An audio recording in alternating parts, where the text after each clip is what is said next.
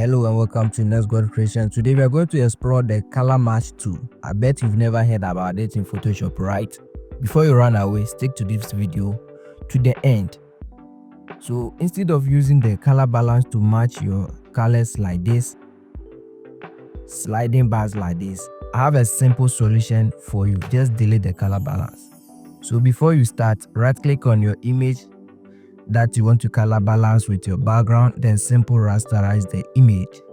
Then head over to image, go to adjustments, scroll through to the button, you will see match color. Just click on it, then you will see this window. So what we are going to do here is, for the source, just click, then select image 1.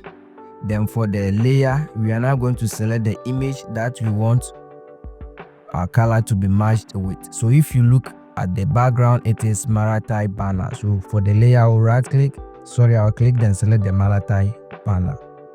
So this is it. So let's look at the before and after. Now you can make it better by increasing the feed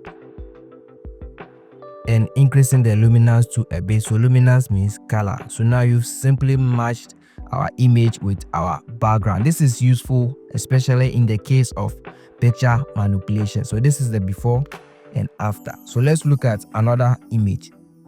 So assuming we are doing picture image or picture manipulation with this background and this bars, you see they don't match. So in order to match it, right click on the first image, the bars, I'll rasterize it, then I'll head over to image, adjustment, look through at the button, you will see match color. Click on it. Then for the source, make sure to change it from none to untitled. To minimalist photorealistic. So the bars has been selected, and for the layer, I will choose merge. So now you see the bars color has been merged with the forest. So I can now increase the feed a bit and add a bit of luminance. So let's look at the before and after. I hope you like this tutorial. Don't forget to give me a subscription, then share it to others, then like it for me. Thank you, then see you next time.